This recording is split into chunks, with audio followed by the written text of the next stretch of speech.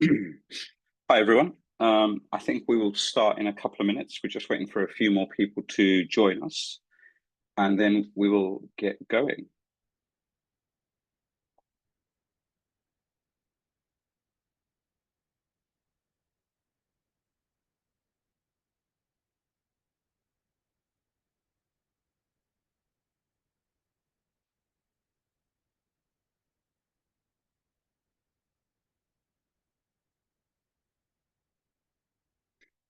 Close some of these windows.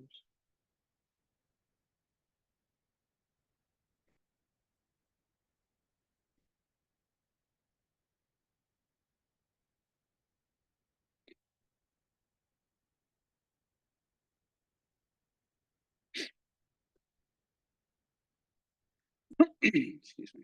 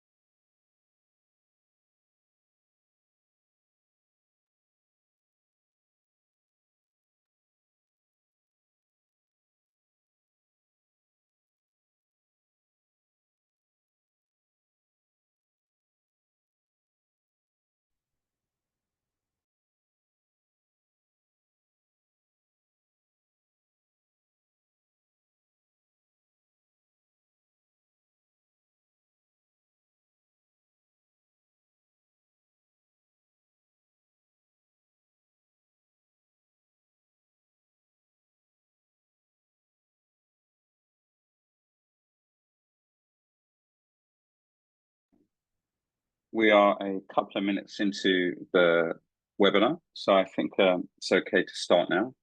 If we have more people join, we'll let them in. But I think for the moment, we'll begin.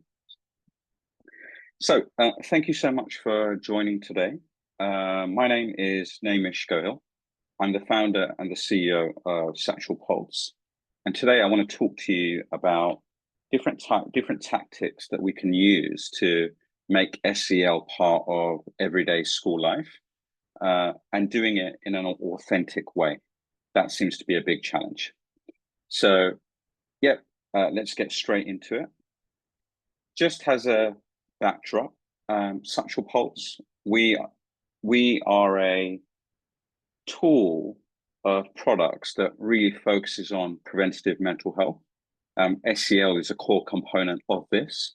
And what we try to do through the combination of our products and services is provide early warning indicators, which can be useful in terms of a report that can be shared with a qualified medical professional or a school psychologist or a licensed counselor, who may then use this information to help inform their decision making when it comes to doing a formal diagnosis of a mental health illness. So that's what we do on the left-hand side. To kick off, I'd really like to see if we can get some discussion or some examples through the chat window. So the question really is, how often does SEL show up in your school's daily routines? From our experience, we see SEL is taught to some degree across different types of schools, elementary, middle, high, but is it truly lived? And we're going to dive deeper into what this actually means further into the webinar. So for the next minute, a couple of minutes or so, maybe if you have something you'd like to share in the chat window, please do so. And I will I will I will pick it up and share it with the group.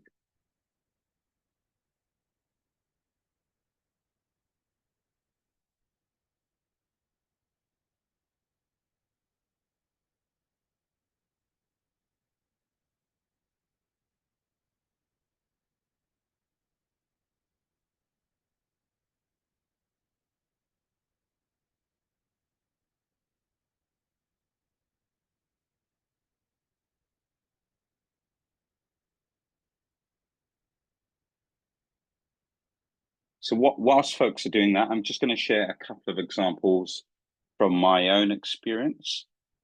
We often, from our experience of like working with different types of school districts, we see things like SEL lessons done through advisory, which may be once a week. Sometimes these are done through a scope and sequence curriculum, which could be during school or after school.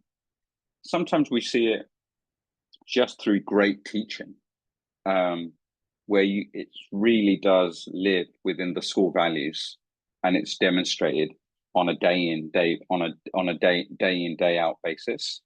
And those are fantastic environments to be part of and to learn in. They just take significant time, effort, and hard work to get to those types of results. So, okay, let's we can move on to the next slide.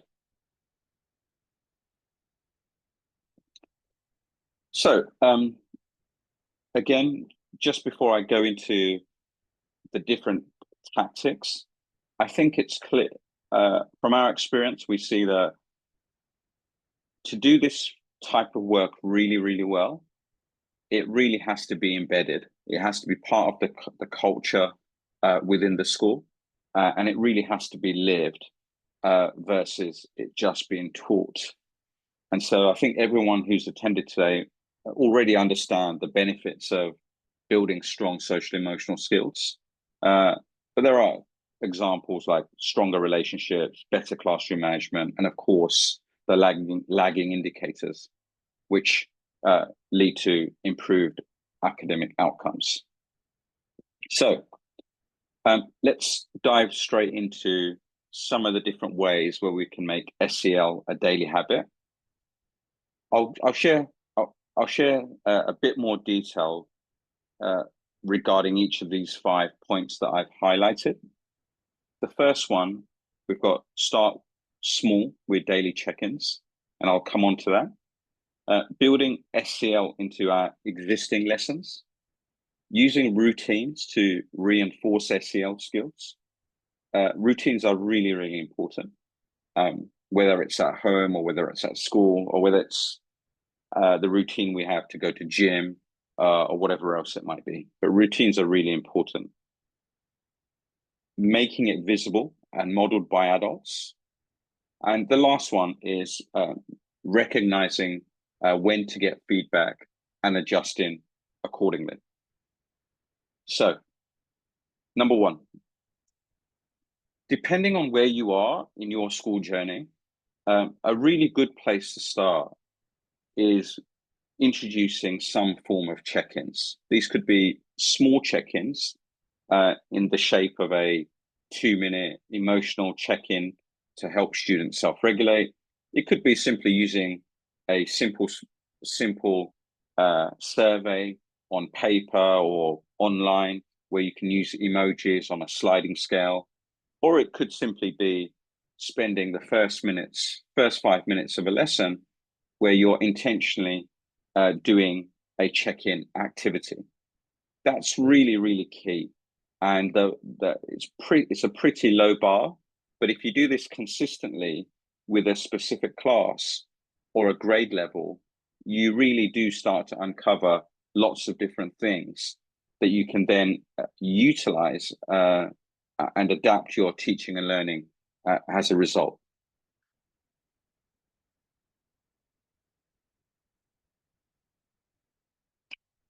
The second thing to think about is providing practical examples for teachers. this is a big challenge in terms of how do I, as a classroom teacher, introduce activities that really bring out the opportunity to practice SEL skills. And this is something that can be done right. This can be subject agnostic. There's lots of different ways in which you can do this. And of course, there's lots of different types of curriculums that we can purchase, but often it's hard to do it authentically. Another reason where I think we struggle is to connect the dots between the actual skill and the type of activity that we want to do. So I'll come on to that, but let's go through some specific examples. So let's look at example A. Imagine we wanted to create opportunities in our classroom, regardless of what subject it was, to develop relationship skills. I've listed a couple of opportunities here for us to do this with our students. So the first one is called, think, pair, share. After introducing a concept, have students pair up to discuss before sharing with the class.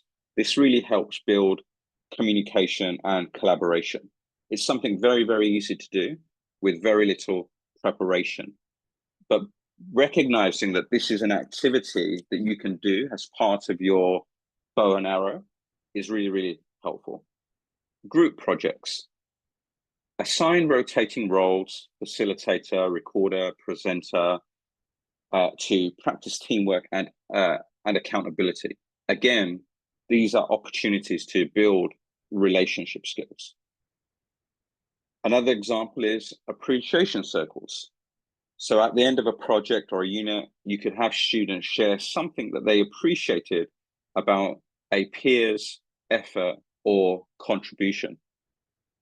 So we may be doing these things, but actually not recognizing that this is a social emotional skills that we can practice and develop, which is relationship skills. I'll go through a few more examples. Let's look at self-awareness. So self-awareness, feelings checking. I shared this earlier, but start the class with a quick mood check using emojis, thumbs up, thumbs down, or even potentially a journal. So today I feel X because of Y. Think about introducing reflection prompts.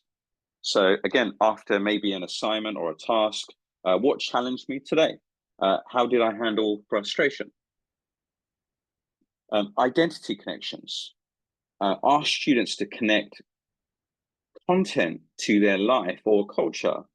How does this topic connect to who you are? These are all examples of building opportunities to develop your self-awareness skills. So there's several others. I'll go through one more example. And so if you haven't already picked up the key competencies that we're looking at, so self-management, self-awareness, relationship skills, these all stem from the Satchel framework. So Satchel is, as you may know, is the most recognized framework for evidence-based SEL practice and research. That's something that I think often gets overlooked, particularly in the context of teaching and learning. But we'll come on to that. So let's look at this example, self-management. So self-management is brilliant in the context of goal setting. So we can let students set personal or academic goals at the start of the week or at the start of the unit, and we can start to revisit them on a weekly or bi-weekly basis. Time management routines. Use timers or structured brain breaks to build focus and stamina.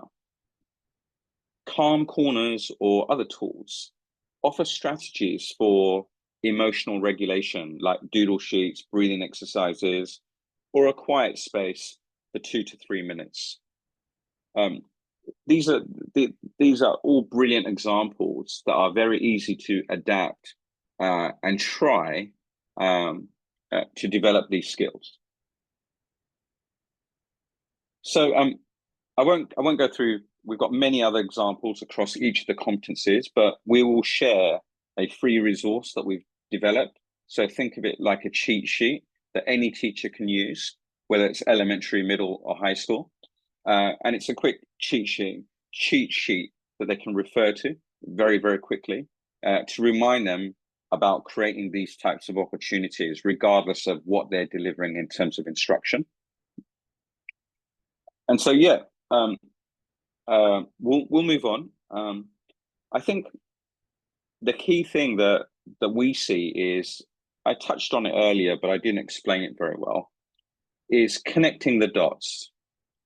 We within the schools that we operate in and work with, we certainly see good SEL practice, and we certainly see lots of fantastic teaching and learning, where we see teachers doing lots of these types of activities, but they're not able to connect the dots. They're not connecting the dots between the students, the activities, and the SEL skill that we are actually wanting to develop. And I think that's the missing piece. And this is why I wanted to just kind of highlight, like, there are different ways in which you can record this or have students recognize this. One simple example could be, you actually, at the start of the week, you give each students a sheet that looks something like this. And every time you're doing one of these different types of tactics or activities, you can ask the students to, use a tally chart to make a note of when they saw, of when they practiced this particular skill. And that's really to create self-awareness, but to recognize when we're doing activities, what particular skill are we developing? And I think that's the bit that we see with our lens needs to be improved and needs to be done much more with fidelity to really get the results. I would say point number 4 is really walking the walk. So if we as teachers don't model good SEL practice, how can we expect students to? This is something that, students learn more from what we do than what we say. And so when adults reflect out loud, show empathy, or apologize sincerely, we teach powerful SEL lessons without any type of worksheet. And so I think it's something that if you're on this webinar today and you're one of the leaders at the school level, or someone in the administration team, it's really something that, if there's one thing you take away, I'd like you to reflect and think about. Let's forget about the students for a second. How well do we do this with our own staff? And I think that's an important starting point, because once that really hits home, you will tend to take a completely different take on how you're thinking about implementing strong social emotional skills and practices within your school building. I think the last thing is getting feedback and adjusting accordingly. So one of the things that is important to do when you're thinking about getting feedback and adjusting is to be able to link it back to, well, what are we trying to improve, right? And so, of course, we know that strong social emotional skills leads to significantly better academic outcomes, but those are often lagging indicators, and we may not get those results for a while. So I think it's important to think about, particularly if we want teachers to really take these things on board and to help support the work that our counselors do. I often talk about it in the context of compound interest. If we really want to make a difference and to accelerate the work that our counselors do, it really has to come from our classroom teachers. They are the majority of the folks in the trenches within the schools that teach in, day out. And actually, if we can get them to really understand how to identify SEL skills, how to provide students opportunities, how to provide students the opportunity to practice these skills, it can really compound the efforts of the work counselors do in a material way. So going back to this point and about short-term benefits and short-term ROI, that's a terrible word, but I think it's important. Teachers really need to be able to see, by doing these things, how can it help me on a day-to-day basis with the kids and the students that I teach? So I think some areas to focus on and having targets around by doing this work is to see, right, is there a correlation to improved classroom behavior? There is lots of research that shows that if we do develop these skills, then we see that there's reduced disruptions or disciplinary incidents. There's increased time on task and better classroom participation. We see there are fewer conflicts and quicker resolutions between peers. We see better examples of enhanced emotional regulation. Students demonstrate increased control over their emotional reactions. So less frustration, fewer outbursts.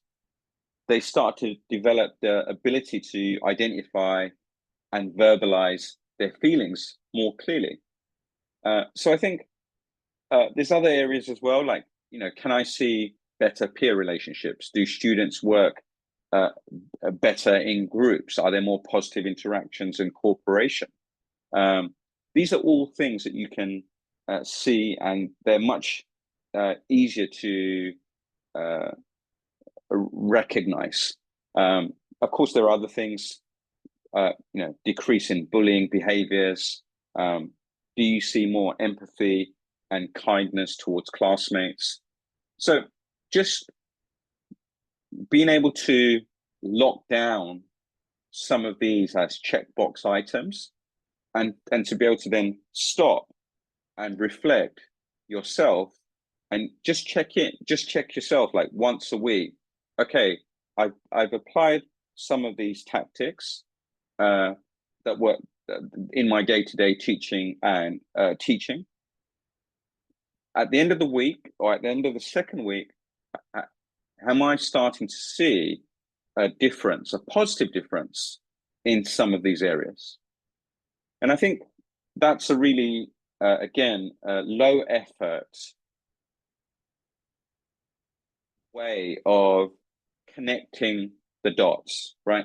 Connecting the dots between the activities, the students, and the SEL work that we are trying to embed with authenticity in the classrooms that we operate in. So I'm conscious of time. I'll stop there for a moment. I hope that was useful. We definitely have some free resources that we're going to share. So I shared a number of simple activities. We've got those as PDFs. So everyone that's attended today will share those. And yeah, if anyone has any questions before we close, please put your questions in the chat, and I'll see if I can answer them.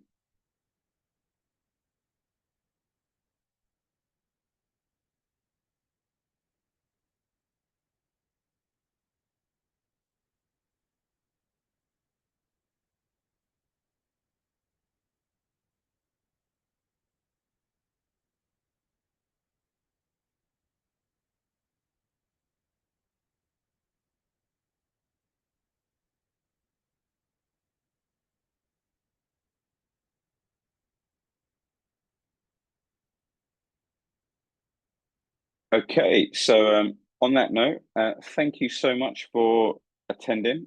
Really appreciate it. And if you have any questions, yeah, please do reach out. Happy to share some of the stories and the work that we're doing. And look forward to seeing you again. Thank you.